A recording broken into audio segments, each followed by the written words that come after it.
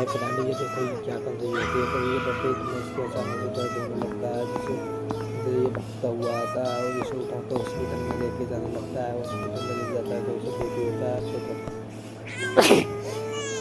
छोटा बेबी को लेकर खिलाने लगता है। फिर ये उसे दूध देता है, जिससे वो दूध पीने लगता है। दूध पीने के बाद तो ये उसे नहाता है और दूध देकर से इसको पूछ लेता है। फिर थोड़ी देर बाद ये इसके पापा जी बहुत दुखी बैठे होते हैं, जो इसका ऑपरेशन हो जाता है। दोनों बेड होते हैं, तभी उसे ठीक होने के लिए आता है। ये दूसरा